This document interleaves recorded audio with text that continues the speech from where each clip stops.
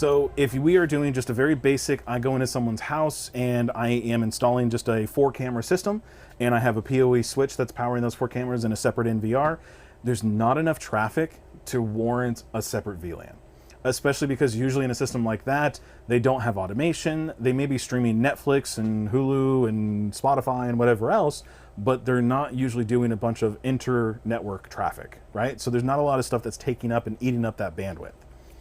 Now, when we get into the much larger systems where an automation system is required, where I'm running out of IP addresses in a certain section that I want to set aside for it, where I've filled out that map sheet almost entirely and I have just a few spots open, I've even eaten away at my DHCP range, yeah, a system like that.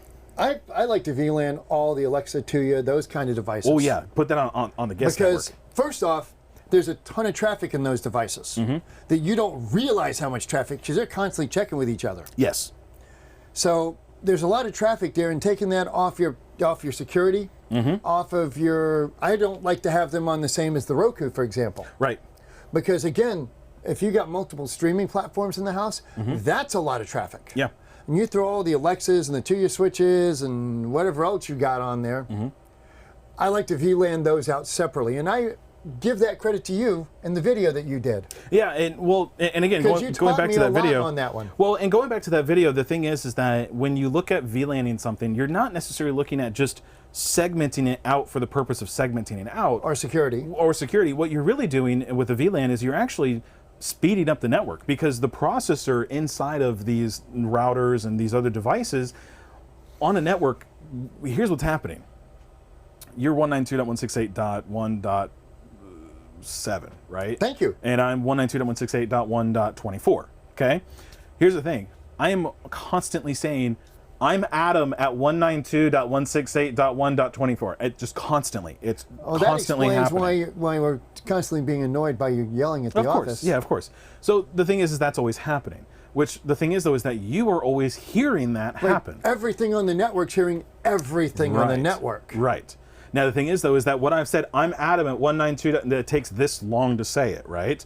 So the thing is when I've said it now and it's taken this long to say it, you've had to listen to me saying that entire time. Whether or not you wanted to or not, you had to stop and listen to it. Now, the thing with the VLAN essentially is that instead of me saying that, I'm saying 1, 1, 1, or whatever, right? So as soon as you start, I can realize I don't need to listen to you. You don't need to listen to anything else beyond 1, right? So you can say, because you're on VLAN 2, or however else that's going to play out. Now, because you hear 1 instead of 2, you ignore the rest of that information, right? Everything else after that 1, you don't care about because it's not meant for you. So I don't have to listen to it. I don't have to process it. I'm not the least bit worried about you. Right, exactly. It's like sticking you in your own damn office. So that speeds up your ability to process everything else that you need to process. That's why it's good for you to VLAN different types of systems separate from each other, especially a surveillance system. If you're getting beyond 16 cameras on an IP network. See, I would count, honestly, in my book, anything past 4 becomes more, I would VLAN anything past 4. Yeah, sure. 4 is fairly basic, residentially easy to support on pretty much any network. Yeah. You get past that, particularly as we get into 4K cameras, there's a fair amount of data passing around. You throw in some Rokus on the job site, and maybe they add a Ring camera. So there's a lot happening there. Now here's the thing.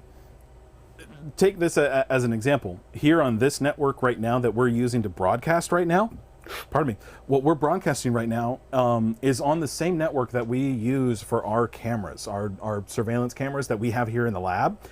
We have probably upwards of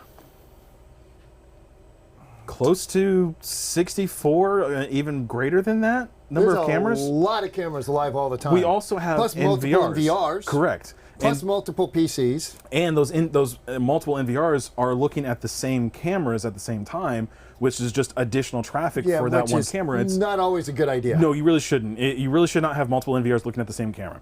But the thing is that's a lot of traffic, and yet we're still able to broadcast, right? So even with all of that traffic that's happening, we're doing okay.